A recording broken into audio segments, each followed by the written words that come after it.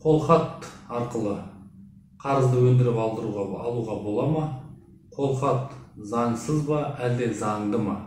Осындай көптеген сұрақтар маған тіркелушілерінен келіп түсіп жатыр. Видеоны соңына дейін көріңіздер, осы сұраққа жауапты алатын боласыздар. Менің аты жөнім Исажанов Қуат, мен кәсіби адвокат боламын. Жоғарыда айтып өткендей, қолхат құжаты заңды ма, әлде заңсыз ба? Ол арқылы ақшаны өндіріп алуға бола ма, әлде жоқ па? Иә, қолхат құжаты заңды. Азаматтық кодекс бойынша ол заңды. Тек қана оны толтырғанда орындау керек өзінің талаптары бар. Оның 5 талабы бар. Ең біріншісі, қолхатта ақшаны қарызға берген адамның аты жөні толық көрсетілуі қажет. Ақшаны қарызға алған адамның аты жөні толық көрсетілуі қажет.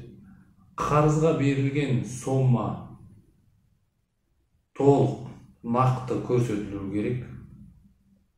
Қарызға берген күн нақты толық көрсетілуі керек.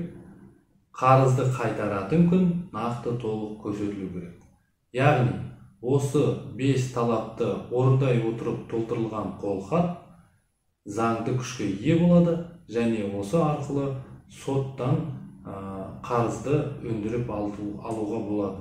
Ол егер де қарыз алған адам уақытында қайтармаса, осы заңды күші бар қолхатқа сүйене отырып сот арқылы осы қарызды өндіріп алуға болады. Ол үшін ең бірінші талап жаңағы қолхатта көрсетілген уақыт өту қажет.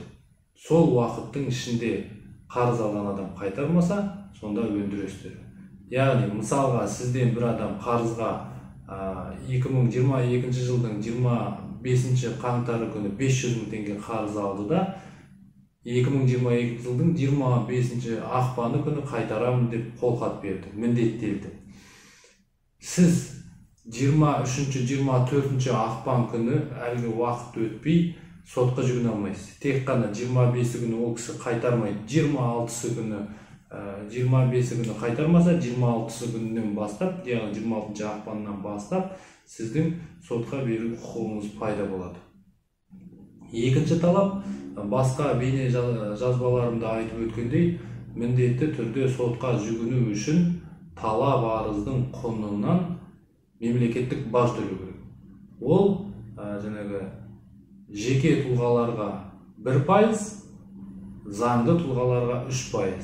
Яғни сіз өзіңіз жеке тұлға ретінде жаңағы 500 мың теңгені сот арқылы өндіру қажет деген талап арыз беретін болсаңыз, онда 500 мың теңгенің 1%-ы 5 мың теңгені міндетті түрде соттың реквизиттарына төлеуіңіз қажет. Мемлекеттік бажды төлеуіңіз қажет.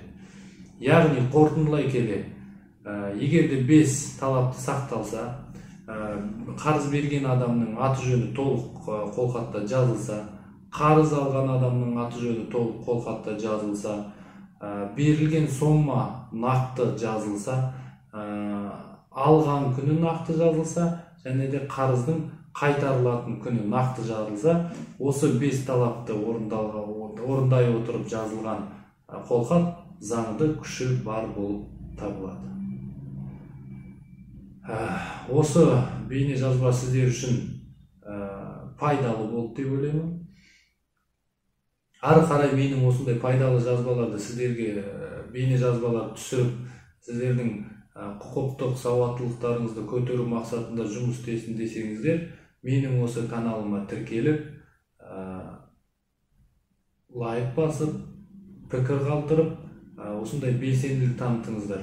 Егер де белсенділік танытып, осылай менің каналыма қызығушылық арттырып жатсаңыздар, ол мен үшін алдағы уақытта осы каналымды дамытуға деген үлкен серпіліс және үміт береді.